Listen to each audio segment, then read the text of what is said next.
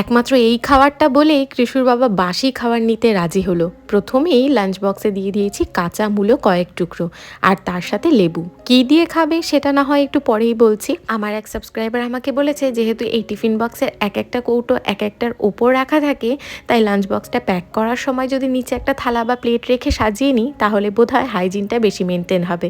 তোমার কথা কিন্তু দেখো শুনে নিয়েছি। ডাল ভাত তো দিলাম, তবে এই হলো সেই জিনিস যেটা কালকে রাতে বানিয়েছিলাম, সর্ষের শাক, পালং শাক, বথুয়া দিয়ে। আর এটা যখনই কালকে রাতে ওকে খেতে দিয়েছি, ওর এতটাই ভালো লেগেছে, কালকে রাতেই বলে রেখেছিল কিছুটা বাঁচিয়ে রেখে দাও, পরের দিন অফিসের লাঞ্চ বক্সে এটাই প্যাক করে দিও। তার সাথে আমি একটু ভাত, ডাল এগুলো জুড়ে দিয়েছি। আর সর্ষের শাকের সাথে কিন্তু মোটামুটি মূলোটাই স্যালাড হিসেবে বেশি ভালো লাগে, তার জন্যই কাঁচা মূলোটাও প্যাক করে দিয়েছি। আর লেবুটা দিয়েছি ডালের সাথে খাওয়ার জন্য। আজকের লাঞ্চ বক্সটা কেমন লেগেছে অবশ্যই আমাকে কমেন্ট করে জানাতে ভুলো না।